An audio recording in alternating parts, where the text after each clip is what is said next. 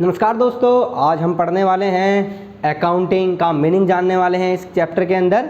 और अकाउंटिंग का मीनिंग कैसे जानेंगे विद प्रैक्टिकल।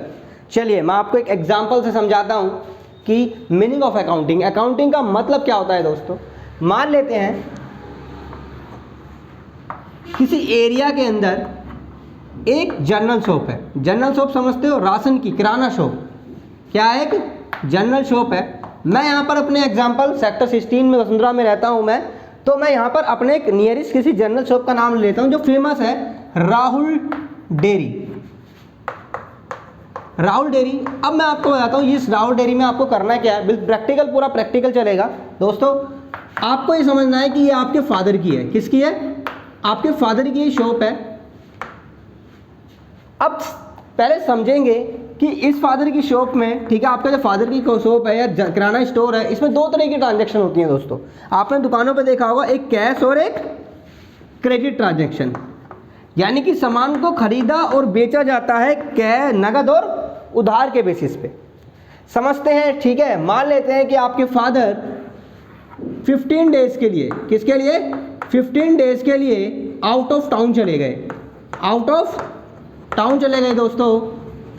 तो अब सोच के देखिए, अब ये जिम्मेदारी, आपको दुकान संभालने की जिम्मेदारी ये आपकी है, ये आप हैं,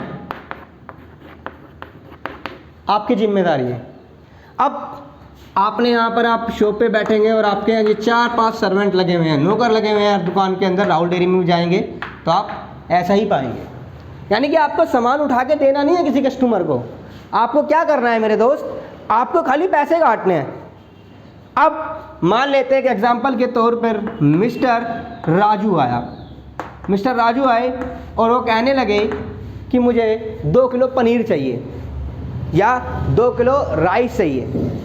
तो आपने कहा ठीक है, राइस है, ठीक है। आपने 100 रुपीज़ लिए और 2 किलो राइस मिस्टर राजू को दे दिया। अब सोच के देखिए, मिस्टर राजू को दिया, उसके लिए आपको कोई दिक्कत हुई? बिल्कुल नहीं। आपने पैसे लिए और उसे सामान दे दिया। लेकिन वहीं मिस्टर आनंद जो आपके एरिया में ही रहते हैं, वो आए और वो कहने लगे कि मुझे 5 केजी राइस चाहिए।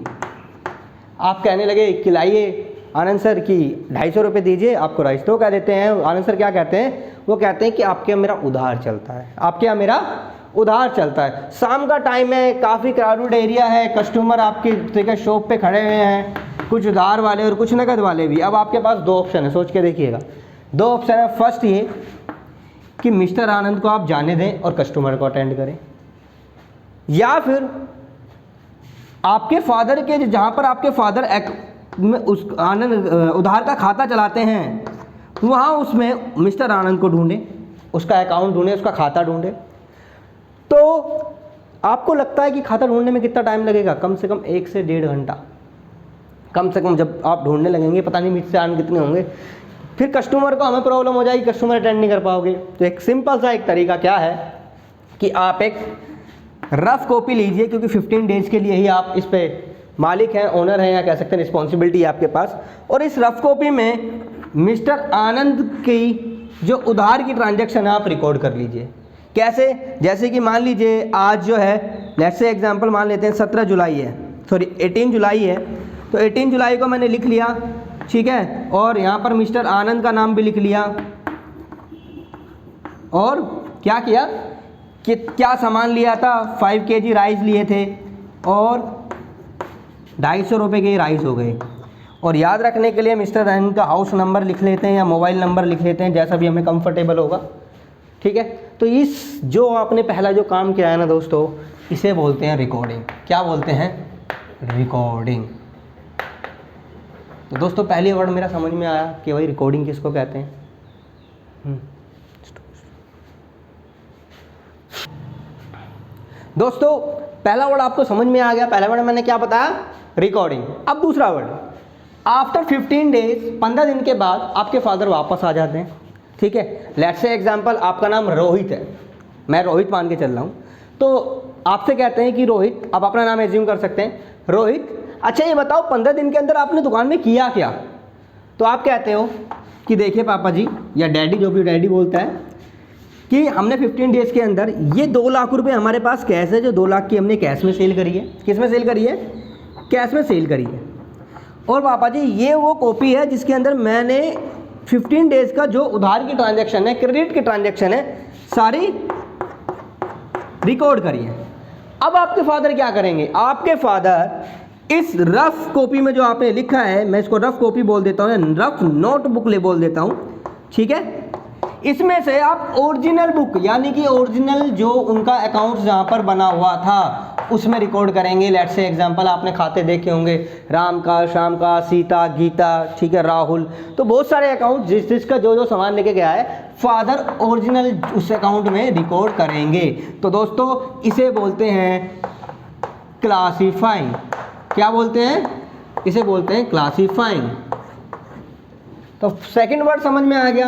आपने क्या किया था? रिकॉर्डिंग। आपके फादर ने क्या करा?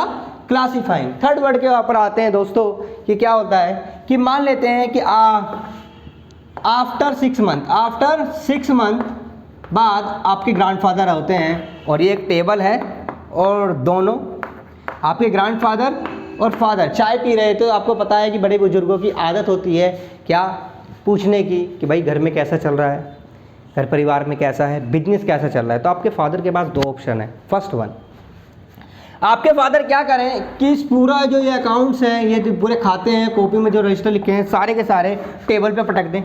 ये लो पापा जी समझ लो बिजनेस, आपको समझ में कैसा आएगा।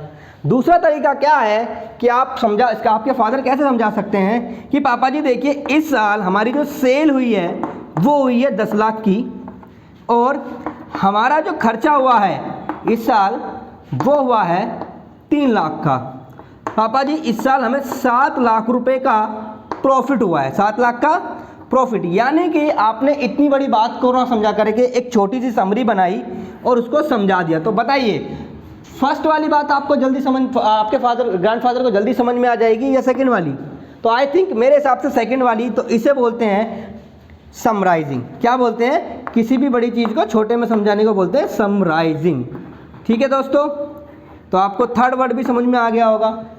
अब नेक्स्ट आगे बढ़ते हैं। 3 वर्ड। पहला, अच्छा मैं आपसे बात करता हूँ, रिविजन करता हूँ। रुको रोक दो। हाँ दोस्तों, थर्ड वर्ड समझ में आ गया कि समराइजिंग क्या होती है, कि बड़ी बात को छोटे में समझाना समराइजिंग होती है। आपने समरी पढ़ी होगी। अब फोर्थ वर्ड की तरफ चलते हैं। देखिए दोस्तों, पहले प्रैक्टिकल समझते हैं। अकाउंटिंग की डेफिनेशन तो तुरंत आपको समझ में आ जाएगी और रटने की भी कोई ज़रूरत नहीं होगी। समझते हैं। एक एग्जांपल देता हूँ। मान लीजिए आप और आपका कज़न और आपके घर में 2 अलमीरा हैं। अलमीरा समझ रहे हो ना, अलमारी जिसे हम बोलते हैं, ठीक है। अब आपकी मम्मी ने कहा कि बेटा जाओ ऊपर से कपड़े उतार के ले आओ। तो आप क्या करोगे? मान लेते आपने क्या किया, अपनी जीन्स, पैंट्स, कुर्ते, शर्ट्स सारे उठाए और ये अलमारी में भर दिए। जैसा कि हम करते हैं, आपको पता है। दूसरा, आपका कज़न क्या करता है? पैंटों की तय मारता है, पैंट आराम से रखता है, शर्ट अलग से रखता है, टी शर्ट अलग से रखता है, लोअर्स अलग से रखता है। तो दोस्तों अब आपकी मदर कहती हैं कि बेटा एक बात बता, आपसे कहती है कि आपके पास जीन्स की पैंट कितनी है। आप पता है जीन्स की पैंट काउंट करने के लिए क्या करोगे? अलमारी खोलोगे, कपड़े बाहर, कम से कम 5 मिनट तो लग जाने हैं। लेकिन अगर आपके कज़न से कहा कि आपके पास कितने हैं, तो मुश्किल से वो आधे मिनट के अंदर बता देगा वहीं काउंट करके कि मेरे पास 10 पैंटें हैं। तो दोस्तों एक बात बताइए, सही तरीका काम करने का किसका है, आपका या आपके कज़न का? तो इसको बोलते हैं, यानी कि क्या जवाब है? आपके कज़न का। इसको बोलते हैं इनसिग्निफिकेंट मैनर। सही तरीके से अकाउंटिंग करनी है, लेकिन किस तरीके से? Insignificant manner. तो फोर्थ वर्ड आपको याद हो गया होगा कि सिग्निफिकेंट मैनर कैसे आप इसे ये भी कह सकते हैं कि अगर आपने ही सही से रिकॉर्डिंग नहीं करी होगी उस रफ कॉपी में, तो आपके फादर तो कर ही नहीं सकते। जैसे कि मेरी राइटिंग है, मेरी राइटिंग कोई दूसरा समझ ही नहीं सकता। मैं आपको किस्सा सुनाऊंगा बाद में। चलिए इसके बाद एक वर्ड और समझते हैं, 5th वर्ड। अब दोस्तों आपने क्या किया, ध्यान से समझना। आपने 18 जुलाई को मिस्टर आनंद को सामान बेच दिया। क्या बेचा? 5 kg राइस। और गलती से आप पैसे लिखना भूल गए, मनी अमाउंट लिखना भूल गए। गलती से मान लीजिए ये अमाउंट लिखना भूल गए। और जब अमाउंट ही लिखना भूल गए तो होगा क्या? डिस्प्यूट होगा, लड़ाई होगी। अब आनंद सर तो हो सकता नहीं है कि अगले महीने हमें पैसे देने आ जाए, हो सकता है 6 महीने बाद आए, हो सकता है 1 साल बाद आए। उधार का काम तो ऐसे ही होता है दोस्तों। अब इसमें दिक्कत क्या है, अब वहाँ पर जब आनंद सर ने सामान लिया था, जब चावल था 50 रुपये kg, लेकिन जब आनंद सर पैसे देने आए तो उस समय 20 रुपये kg था। हो सकता है सरकार ने बड़ी अच्छी स्कीम निकाल दी है इसलिए 20 रुपये kg बिक रहा हो। तो अब सोच के देखिए दोस्तों, आनंद सर कहेंगे नहीं मैं तो 20 रुपये kg के हिसाब से पैसे दूंगा, आपने तो लिखा ही नहीं, पता नहीं क्या रेट चल रहा था। तो वहाँ पर लड़ाई होने के चांसेस ज़्यादा होंगे। तो इस प्रॉब्लम को हटाने के लिए अकाउंटिंग ने कहा कि जब भी आप रिकॉर्डिंग करेंगे तो किस में करेंगे, इन टर्म्स ऑफ मनी। तो यहाँ पर एक वर्ड आपको समझ में आ गया होगा, मैं साइड में लिख रहा हूँ दोस्तों, ठीक है, इन टर्म्स ऑफ मनी। तो मेरे 5 वर्ड आपको समझ में आ गए होंगे ध्यान से। अब नेक्स्ट एक वर्ड बड़ा इंपॉर्टेंट है अकाउंटिंग के अंदर, क्या, 6 वर्ड, ध्यान से समझिएगा कि ट्रांजैक्शन और इवेंट्स क्या होते हैं, ट्रांजैक्शंस एंड इवेंट्स क्या होते हैं। देखो अगर जो इतने लोग फेसबुक चलाते हैं ना, उन इवेंट्स का मतलब पता है, जो समटाइम्स होते हैं, क्या, समटाइम्स, रेयर बेसिस पे।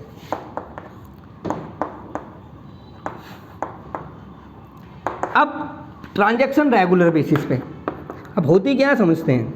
देखो मैंने आप एग्जांपल लिया था राहुल डेयरी का, सिंपल सी बात है, दूध का एक एग्जांपल लेते हैं, अमूल दूध का एग्जांपल लेते हैं, मैं किसी कंपनी को प्रमोट नहीं कर रहा हूँ। अमूल दूध होता क्या, लोकल दुकानदार क्या करता है, सामान सुबह सुबह वो दूध खरीदता है, ठीक है, और उसको बेचता है, बस सेल परचेज करता है और सेल कर देता है। ध्यान से सुनिए, तो ये काम रेगुलर करता है वो, ठीक है। एक छोटा सा एग्जांपल लेते हैं, ठीक है, परचेज ऑफ गुड्स, यहाँ पर आपको बता दूं सामान को गुड्स बोलते हैं, परचेज ऑफ गुड्स, यहाँ पर मिल्क ले लेते हैं। मान लीजिए उसने जो सामान जो खरीदा वो खरीदा 5,000 रुपये का, दूध 5,000 का खरीदा, और उसी दूध को उसने सेल कर दिया 7,000 का, सेल ऑफ गुड्स 7,000 का, 7,000 रुपये का उस दूध को उसने सेल कर दिया। तो मुझे बता सकते हो प्रॉफिट क्या हुआ, 2,000 रुपये। कितना प्रॉफिट हुआ, प्रॉफिट कैसे निकाला आपने, सेल में से परचेज माइनस कर दिया तो आपका क्या निकल गया, प्रॉफिट। कितना, 7,000 में से 5,000 माइनस कर दिया तो क्या प्रॉफिट निकल गया, 2,000 आपका प्रॉफिट निकल गया। दोस्तों ट्रांजैक्शन समझ में आ गई क्या होती हैं, जो रेगुलर बेसिस पे हो सकती हैं। जो भी एक्टिविटी आपके बिजनेस के अंदर रेगुलर बेसिस पे हो रही है वो ट्रांजैक्शन कहलाएगी।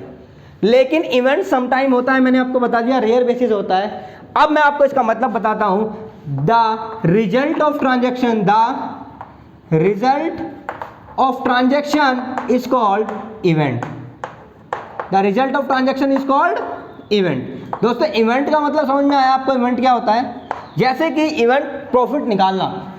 अब दुकानदार ऐसा नहीं करता कि 1 महीने का बिजनेस किया तो आपने प्रॉफिट निकालना स्टार्ट कर दिया, 2 महीने का, वो एक टाइम रखता है, 6 महीने बाद प्रॉफिट चेक करूंगा या फिर 1 साल बाद प्रॉफिट चेक करूंगा। ज़्यादातर लोग जो बिल्कुल बिजनेस सही वे में करते हैं, एक्चुअल बेसिस बाद में बताऊंगा, तो 1 साल में प्रॉफिट कैलकुलेट करते हैं।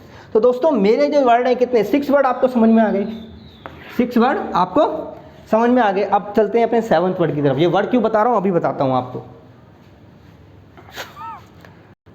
अच्छा दोस्तों एक और वर्ड समझते हैं, अकाउंटिंग की डेफिनेशन से ही।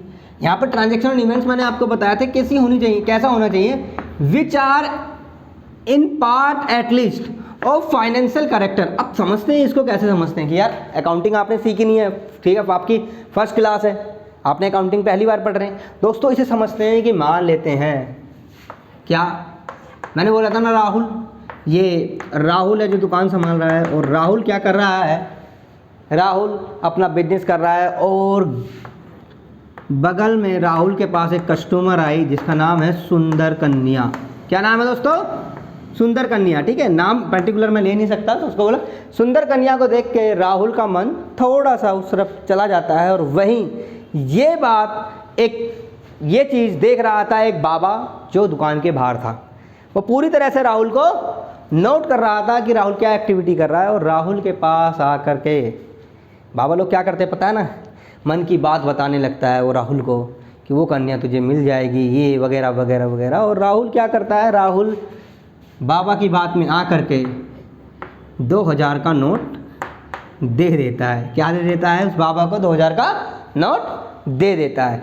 और उस कॉपी में, जिस कॉपी में आप वो रिकॉर्डिंग कर रहा था राहुल, यहाँ पर रिकॉर्ड करता है 2,000 रुपये की ब्लेसिंग्स या दुआ, अच्छा दुआ लिख लेता हूँ, दुआ, ठीक है, दुआ रिकॉर्ड कर लेता है। तो आपके फादर कहते हैं मैंने राहुल एक एग्जांपल लिया था कि राहुल से कहते हैं फादर उसके, कहते हैं कि राहुल मुझे ना दुकान में सब चीज़ मिल गई लेकिन कहीं दुआ दिखाई नहीं दी। अब राहुल दुआ बता भी नहीं सकता, आपको पता है ना दुआ कौन है, अब राहुल दुआ बता भी नहीं सकता। अब राहुल कह रहा है ठीक है कि पापा एक बाबा आया था, उसने कहा कि तेरे घर में कलेश हो जाएगा, तेरे घर वालों को ये हो जाएगा, डर के मारे दे दिए। तो पापा ने समझाया कि देख बेटा, जिस चीज़ को मनी में मेजर ना किया जा सके और वो फाइनेंशियल कैरेक्टर की ना हो, उसे अकाउंटिंग में रिकॉर्ड नहीं करते। नहीं तो तू ऐसे रिकॉर्ड करेगा कि मम्मी की दुआ 50,000 की, पापा की दुआ 500 की, दादी की दुआ 5 लाख की। क्या दुआ को रिकॉर्ड किया जा सकता है? तो कोई भी ऐसी चीज़ जो फाइनेंशियल कैरेक्टर की नहीं है वो अकाउंटिंग में लिखी नहीं जाएगी, ठीक है। या उसका कोई पार्ट भी फाइनेंशियल कैरेक्टर का हो, मैं ये नहीं कह रहा कि वो कंप्लीट पूरी फाइनेंशियल कैरेक्टर की हो। एग्जांपल, अगर मान लेते हैं आप दुकान पे गए और आपने एक ही पेयर के शूज़ खरीद लिए, यानी कि राइट साइड का ही शूज़ खरीद लिया। अब आपके लिए क्या है, वो जूता बेकार है, लेकिन क्या उसकी वैल्यू 0 है? आपने 2,000 रुपये का जूता खरीदा, क्या उसकी वैल्यू 0 है? नहीं, उसकी वैल्यू अभी भी स्क्रैप वैल्यू तो है, 50-100 रुपये का तो वो जा सकता है, तो उसे भी आप रिकॉर्ड कर लें क्योंकि फाइनेंशियल कैरेक्टर तो है। तो मेरी ये बात समझ में आई आपको कि which are in part at least of financial character. अच्छा, अब एक और वर्ड समझते हैं दोस्तों, 8 word, interpreting result thereof, result thereof. अच्छा, यहां ब्रैकेट में लिख लीजिए business.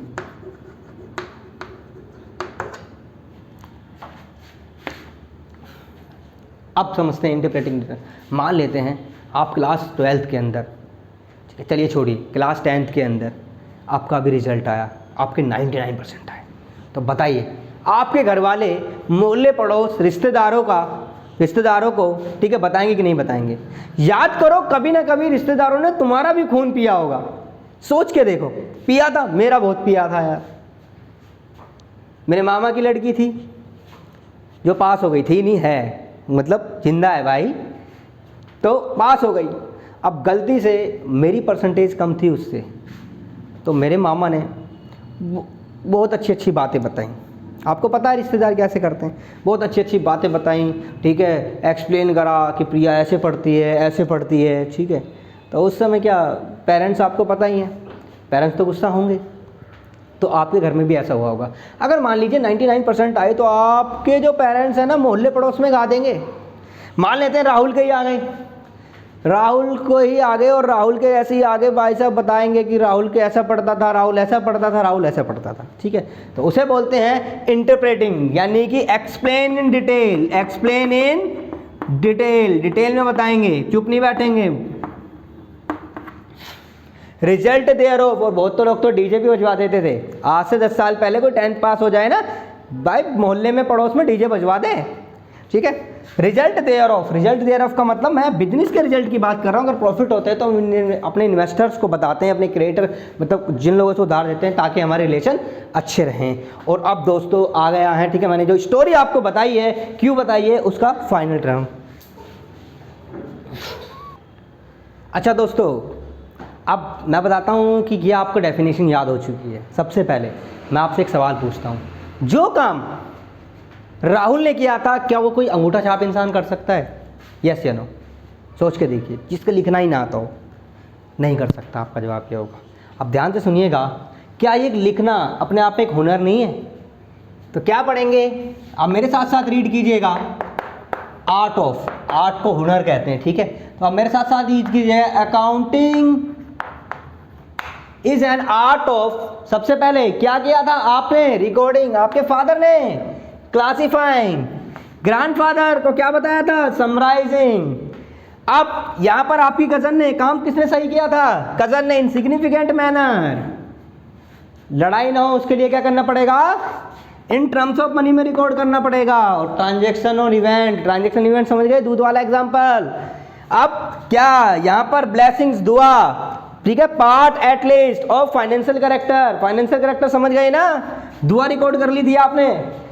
Interpreting result there of आपके क्लास 10th के अंदर 99% आ गए। थैंक यू सो मच दोस्तों। अगर ये वीडियो आपको पसंद आई हो तो आप वीडियो को लाइक कीजिएगा और शेयर कीजिएगा, और टॉपिक बताइएगा कि कौन सा टॉपिक मैं आपको ज़्यादा से ज़्यादा वीडियो बताऊं। और नेक्स्ट जो इसके कैरेक्टरिस्टिक्स हैं, एडवांटेज, डिसएडवांटेज, लिमिटेशंस, वो आगे वाली वीडियो में आपको मैं बताता रहूँगा। Thank you so much.